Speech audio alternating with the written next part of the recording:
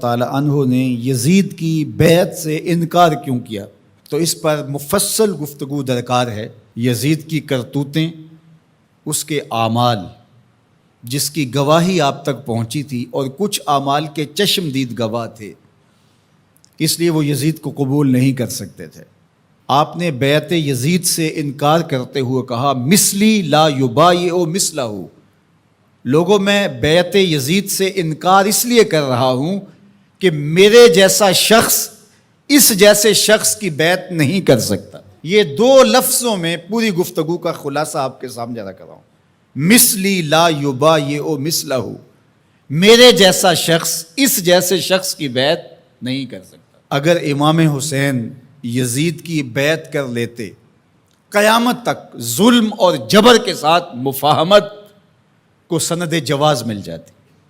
لوگ کہتے جب نواسہ رسول نے یزید کو قبول کر لیا، اس شخص نے یزید کو قبول کر لیا، اس کے ظلم، جبر اور زیادتی کے باوجود، جس کو گٹی رسول نے دی تھی، جس کے کان میں اذان اور اقامت رسول نے کہی تھی، جس کو اپنا لعاب حضور منہ میں دیتے رہے، جو حضور کے کندھوں پہ کھیلتا رہا، حضور کے سینے پہ بیٹھتا رہا، حضور کی آغوش میں کھیلتا رہا، حضور علیہ الصلوۃ والسلام نے جس کی تربیت کی اور جس کو دنیا پر اپنے دو پھولوں میں سے ایک پھول قرار دیا، خون پیمبر، نواسہ رسول، جس کو حضور ابنی کہا، وہ ابن و بنتی، میرا بھی بیٹا ہے، میری بیٹی کا بھی بیٹا ہے، جس کو اپنا بیٹا قرار دیا، جب فرزند رسول ظلم سے مفاہمت کر لیتا ہے، جبر سے مفاہمت کر لیتا ہے، تو پھر مجھے بتاؤ کہ قیامت تک کوئی ظلم اور جبر کے خلاف کھڑا ہو پاتا؟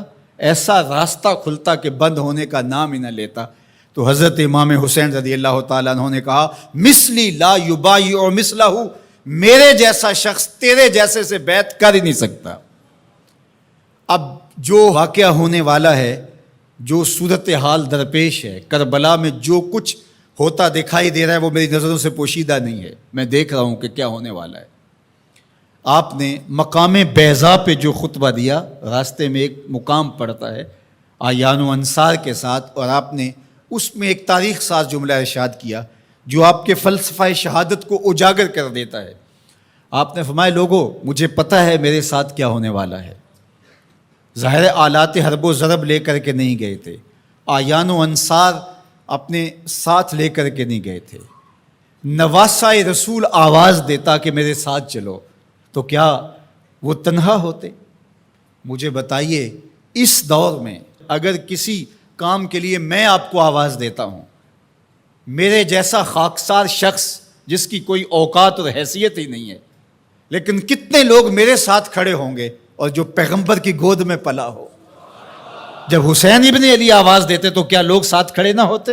ترماح بن عدی بن حاتم، یہ حاتم تائی کا پوتا ہے، حضرت عدی بن حاتم کا فرزند ہے، جو حضور پر ایمان لائے صحابی رسول کا فرزند ہے۔ یہ راستے میں حضرت امام حسین کو ملا، تو اس نے کہا کہ حضرت اگر آپ میرے ساتھ چلے جائیں تو میں چند دنوں کے اندر 30,000 افراد کا لشکر آپ کی پشت پہ کھڑا کر دوں گا، اور پھر ہم یزید کی اینٹ سے اینٹ بجا کے رکھ دیں گے۔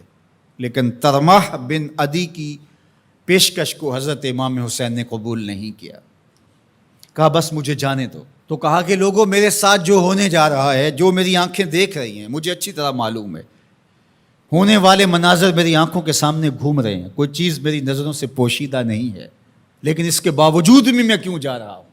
تو وہ لفظ سنیے، عزیمتوں کی کتنی دل آویز کہانی ہے، کانسیپٹ کتنا واضح تھا، تصور کتنے واضح تھے۔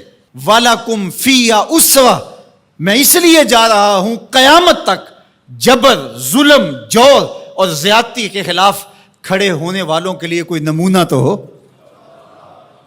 وَلَكُمْ فِيهَا أُسْوَةٌ، میری زندگی آنے والوں کے لیے نمونہ بن جائے کہ مفاہمت جبر سے نہیں کی جاتی، ظلم سے صلح نہیں کی جاتی، ظلم کا مقابلہ کیا جاتا ہے، چاہے کچھ بچے یا نہ بچے۔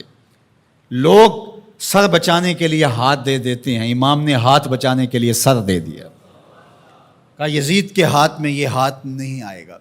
آج پوری دنیا کے اوپر آزادی کی جتنی بھی تحریکیں چلتی ہیں، حریت فکر کی جتنی تحریکیں چلتی ہیں سارے حرارت خون حسین سے لیتے ہیں۔ گاندھی نے جب برطانوی سامراج کو للکارا تو اس نے اپنے لوگوں سے کہا کہ تم کہو گے کہ اتنے تھوڑے لوگوں کے ساتھ اتنی بڑی طاقت سے ٹکر لینا، دیوار کے ساتھ سر پھوڑ